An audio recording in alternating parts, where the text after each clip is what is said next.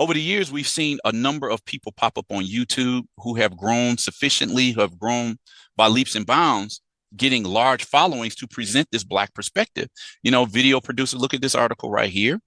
Video producers filling the gap of Black representation in the media. YouTube Black Brazil event at Google building in Sao Paulo features two popular content creators or producers. Uh, Books. That's another area that we're starting to see more Black Brazilians being able to release books about Black Brazilians by Black Brazilians, because as often as I would frequent Brazilian bookstores, you just didn't see many books about or written by Black Brazilians. In fact, I would argue that sometimes you saw more books about Black people uh, being books that were released in the United States by Americans, and then they would just have the English title translated into Portuguese. Again, these things are slowly starting to change. Um, in negative single or blackening YouTube, doing what TV has never done, Afro-Brazilians use the internet for a Black representation that the media pretends doesn't exist. With Black representation lacking in the Brazilian media, actors bring their perspective to YouTube.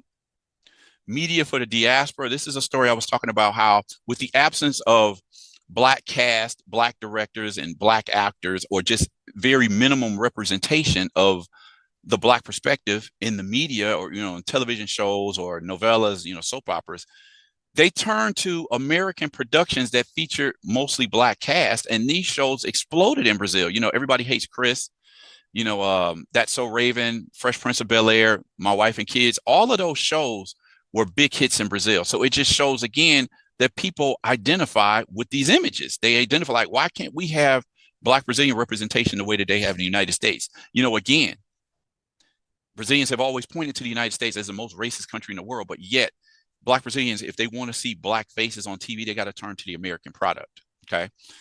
When they are on TV, they present stereotypes, Black bandits, and how Brazil's media continues to perpetuate the racist image of Black criminals. These are all articles that you can find on the blog. Afro-Brazilian actresses and filmmakers criticize the gap in representation. It's very complex, the situation of a white person telling the story of a Black without being in his place, the absence of Black representation behind the cameras. It just goes on and on. This is stuff that I've been talking about for years. And I'm saying I'm seeing a shift now. The rise of the internet and independent productions is pushing some of the more mainstream media outlets in Brazil to address this issue of the underrepresentation of Black people, both in front of the camera and behind the camera. Which brings me to the point, which brings me to the article today. Again, Black journalists challenge the racist approach of news reporting by Brazil's traditional media. So I want to talk about some of these outlets. There's going to be two main creators of two of the top Black-oriented websites in Brazil that I'm going to be talking about in this material today.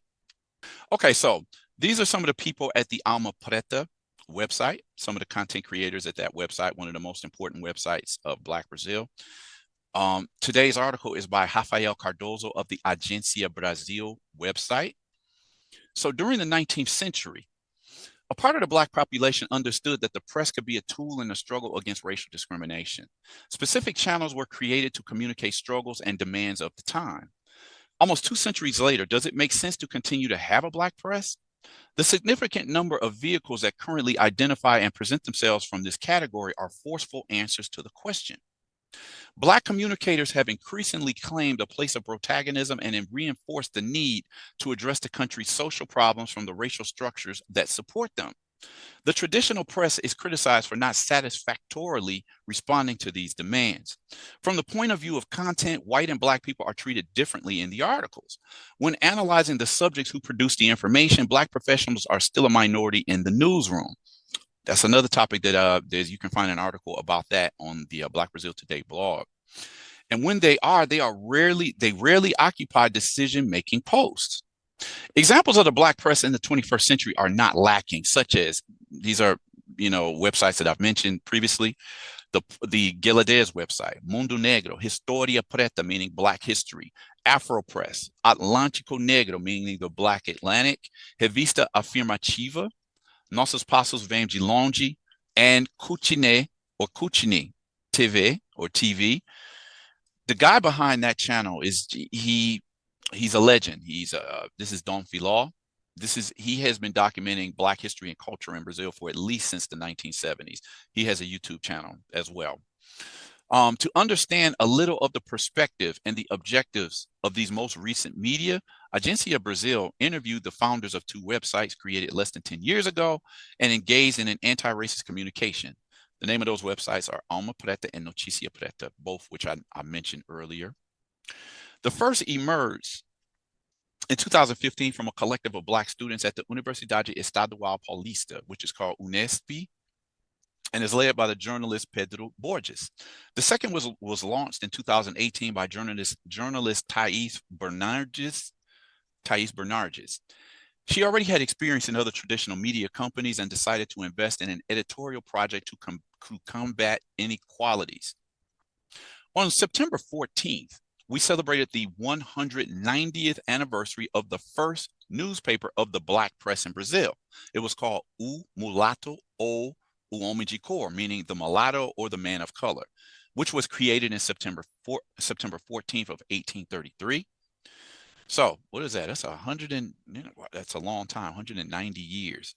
So this newspaper actually came out, what is that, like 55 years before actually the abolition of slavery in Brazil, Brazil being the last country in the Americas to abolish slavery. Are there well-defined differences between the Black press and the media considered more generalist?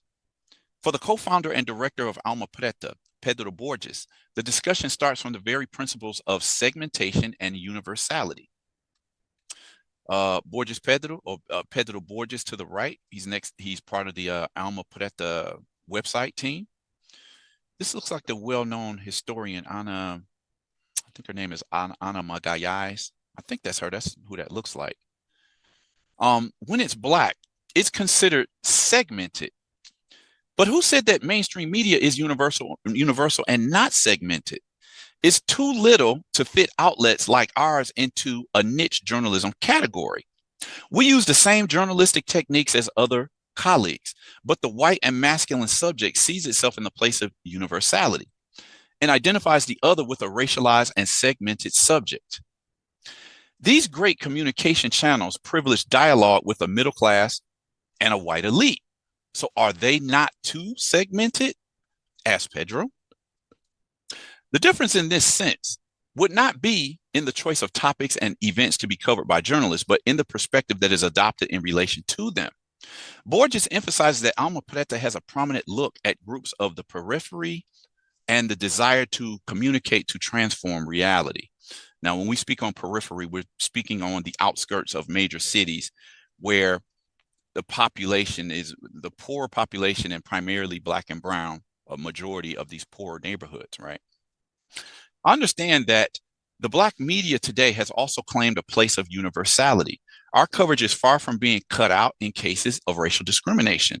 And so what he's saying is that they don't just focus on racial discrimination. If you look at these sites, even though they have a lot of material on specifically racism, the material you find on these websites, these Black-oriented websites these days, cover the gamut of things that Afro-Brazilians are interested in, full-rounded, history, culture, everyday politics, racial identity, just a plethora of topics that Black people are interested in, because that's been another battle cry. Like, why is it that Black people only have to talk about racism? This is something that people have talked about for a number of years as well.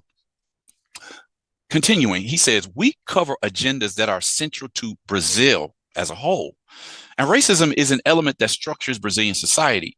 Inequality in housing, health, public safety, food, the environment, all of them have racial inequality as a background. Therefore, it is up to the Black press to cover all of these issues, says Pedro Borges.